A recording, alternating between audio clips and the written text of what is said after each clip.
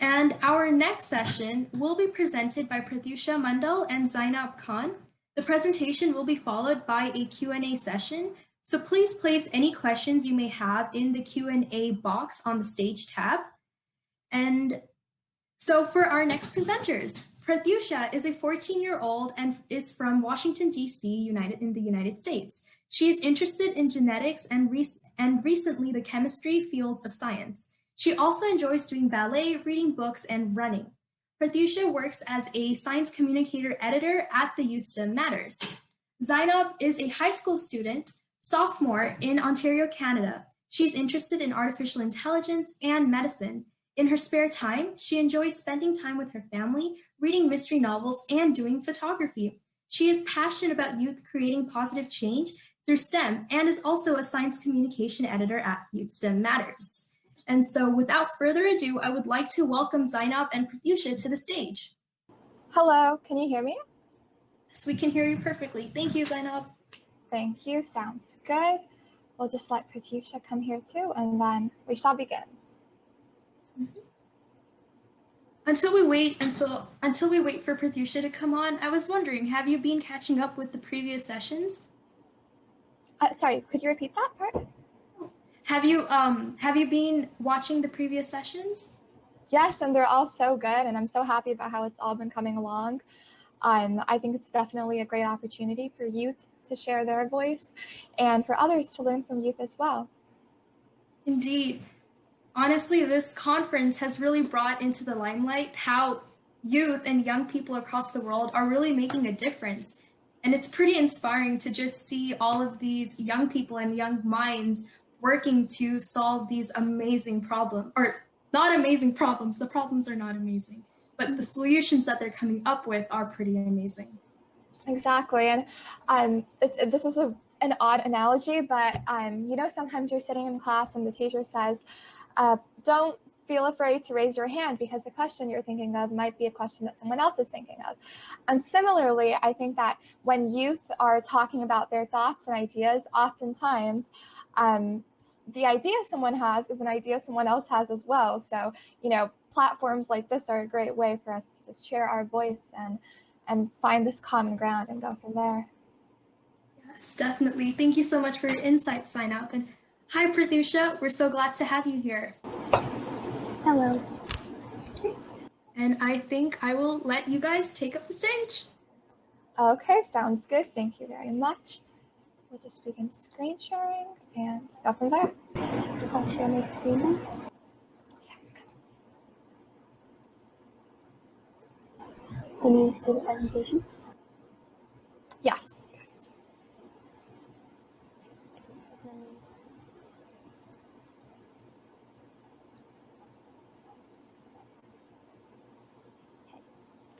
All right, welcome everyone to the Write an Article Talk. We are so excited to help you learn about the article writing process at Youth STEM Matters. I'm Zainab. And I'm Pratyusha. Let's begin. So what is science communication? Science communication is the discussion of complex topics into simple ideas and stories for the public to understand. So Youth STEM Matters gives you the opportunity to write any of these 6 articles. Let's dive in to see what each would entail. So firstly, we have a feature article, which is written to give more depth about relevant events, people, or issues.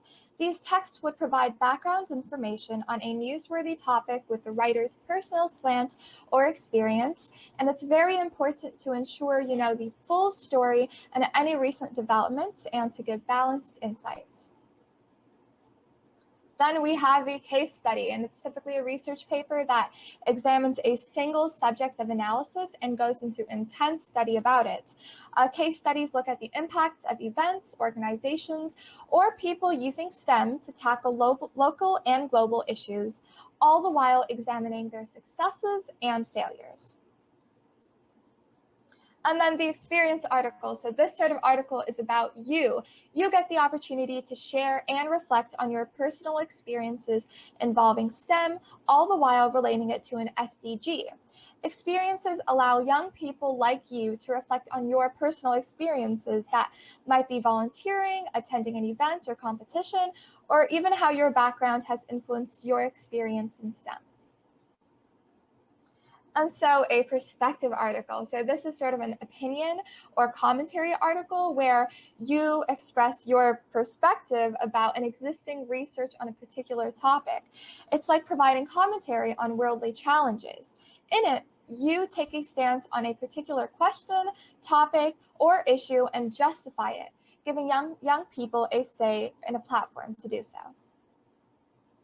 And so an interview. So for this one, it's sort of in the name. It's like a transcript of an interview where the individuals talk about a STEM and SDG concept.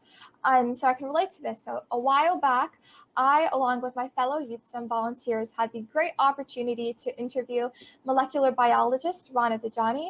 And how we went about this was first, we began with research, a lot of research. We tried to learn as much as possible that we could about her. And then next, we generated some constructive questions that we could ask her. And that was followed by the actual interview, which was just great. It's always a learning experience to hear others' insight. And this interview was recorded and then transcribed, and now it's published on our website for you to read. The next type of article is a news piece, and a news piece discusses topics of either general interest or a specific topic and can include accounts of the witness taken from an interview like we discussed in the previous slide. When you write a news piece, you have to make sure that you have the full story and any recent developments about it. So I actually wrote a news piece about like a cancer breakthrough, which was how they could predict cancer 4 years before the symptoms actually appear. And it was really interesting to be able to research that because I'm also passionate about such a topic in biology. And I think this is just a great way to share different breakthroughs that is really important for people to know. So in order to get these articles published, we need to go to the submitting an article timeline. So the first step is to have your proposal submitted. And what you do is you choose a type of article from the 6 we just discussed. And then you go to the website and read the ethics policy. I'll go through that. I'll go to the website a little bit later. But then you think about a topic that you're really passionate about writing. And then you turn your idea in through the submit proposal button. And I'll go through that right now. What you can expect is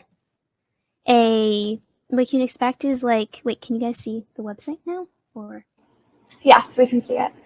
Okay, so what you can expect is that there will be a Google form where it you outline your idea, and then you let us know why that topic is important and what you want to write about that topic.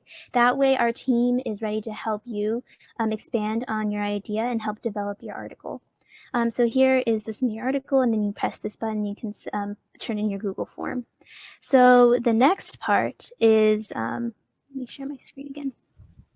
The next part is to review your proposal. So this happens every 2 weeks, and actually today is the headline deadline. So after this passes, our team will look over the different ideas that you've come up with, and we have 6 factors that we look for in every idea or every piece. We look for uniqueness, the link to STEM, which are the SDGs. I'll go over that next. The scientific accuracy, it has to be an engaging idea. It has to be accessible, inclusive to all people of the audience so that everybody understands what you're trying to talk about. So let's go to the SDGs. There are 17 different types of SDGs, and in case you read them, I'll read them out loud really quick. So the first one is no poverty. Second one is zero hunger. Third is good health and well-being. Fourth is quality education. 5 is gender equality. 6 is clean water and sanitation. 7 is affordable and clean energy. 8 is decent work and economic growth. 9 is industry innovation and infrastructure. 10th is reduced inequalities. 11th is sustainable cities and communities. 12th is responsible consumption and production. 13 is climate action. 14 is life below water. 15, life on land. 16, peace, justice, and strong institutions. 17, partnerships for the goals. So these are the 17 SDGs that our goal is to write about, and some of your topics may be about this. So the next step is to actually write your article. So you've already chosen the type of article you want to write about, the topic you want to write about, and you can spend as much time as you want writing these.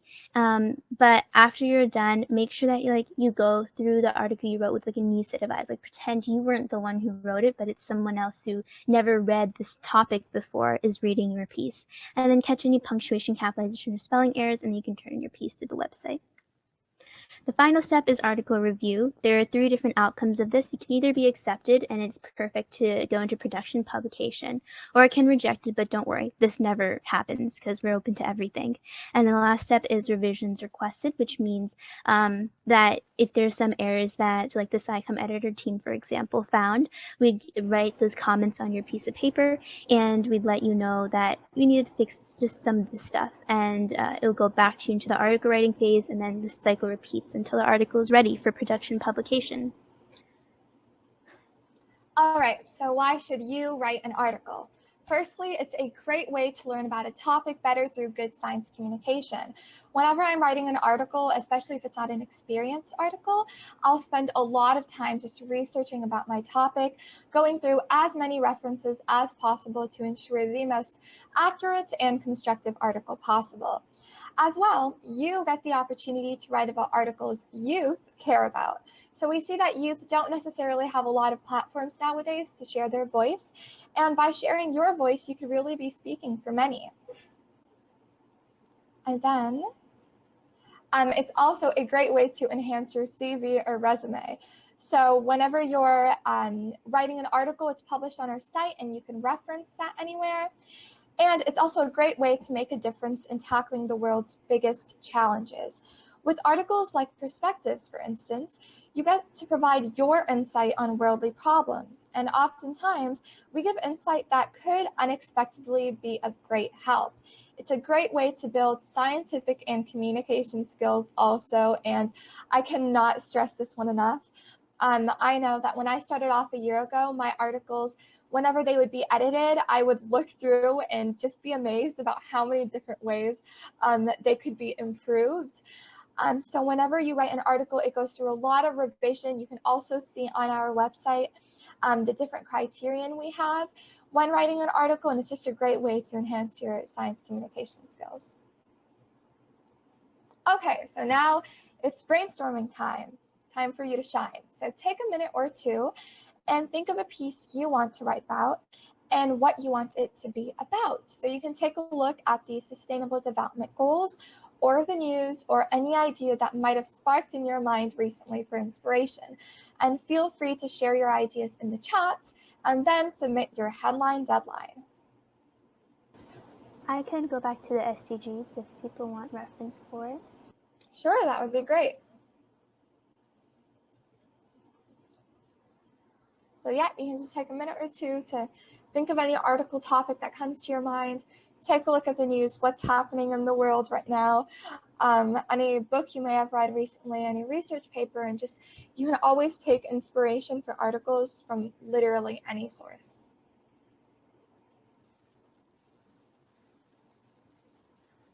Okay, so thank you so much, Zainab and Pratyusha, for that very insightful presentation on writing articles for Youth STEM Matters. And so now we encourage the audience to put any questions you may have about writing an article in the Q&A section of this under the Stage tab.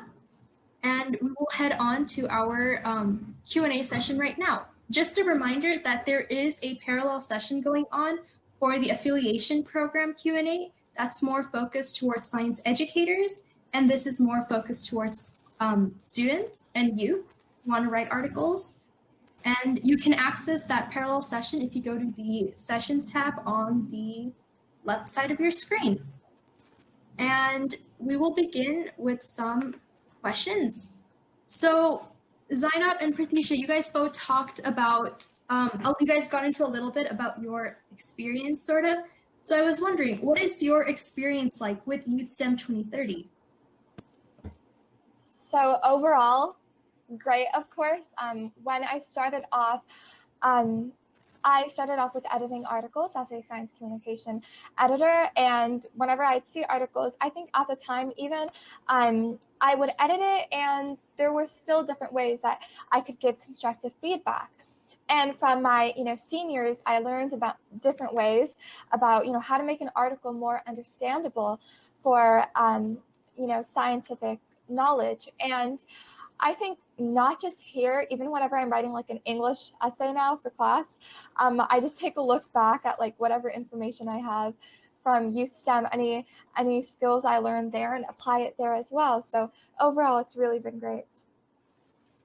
That's pretty good. It's always amazing when you're working towards something and you're volunteering and helping out with something that where you learn skills that are transferable to other aspects of your life. And I myself definitely find that useful too. Pratyusha, would you like to share a little bit about your experience? Sure. So I started with Youth STEM 2030 about a year ago, and I had no experience whatsoever writing like a science communication article. So I started with the training, and then I learned about how to edit these types of articles. And slowly I started to gain experience about what things I should point out to the writers about how they can make things clearer for the readers. And then slowly I started to write a few of my own pieces, and it's just been great to be able to learn from the experiences I've had. It's pretty cool too. So now on to a more of a fun-ish question. So what's your favorite type of article to write? Anyone can answer. Sure. I'd say maybe a news article. Well, I'm really debated on this because every single type of article has so many pros to it, but maybe a news article because it's very relevant, and at the time, because it's on the news, there's a lot of different sources related to it, so I can just read through them and gain insight from them, and it helps in day-to-day discussions as well. But also, I really enjoy interviews, because when you interview someone, you really just get to learn so much about them, and you get to really firsthand gain insight from someone else's perspective, which I really enjoy. Well, me, I think I enjoy like feature pieces, because then you can learn more about a person or a certain piece of work that's been done, and you can just learn a lot more. But I was also part of like a project that Youth STEM 2030 did a while back about the Rosalind Franklin project, where we wrote, another volunteer and I wrote about women in STEM, and there are like 6 people or 6 women who didn't get recognized for their work, but they did contribute to like the foundations of science that we know today. So I think just being able to recognize this work is like super important and really special. Yeah, definitely when you're learning about a certain topic and learning more about things like that is really interesting. You mentioned a feature article. So I think a question is, what is the difference between a perspective and a feature article? So they both, I could see where the confusion comes there, but a feature article is typically more relevant to news happening at the time. So whatever news is happening at the time, it sort of goes into there, and a person can provide their own insights there. So in both articles, you are providing insight, but for a perspective, it's more about a worldly problem that, has been going on perhaps for a really long time, while for a feature, it's just more relevant, related to at that moment. I see. Thank you for clarifying that. And again, if you're in the audience and you have any questions about writing an article, please do submit it to the Q&A section of the stage.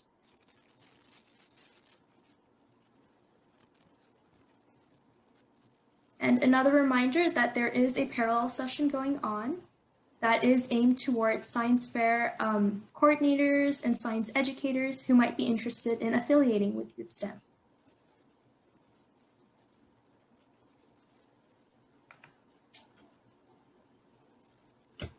And if there are no questions that anybody has, or a question just came up, what do you guys want to write about next?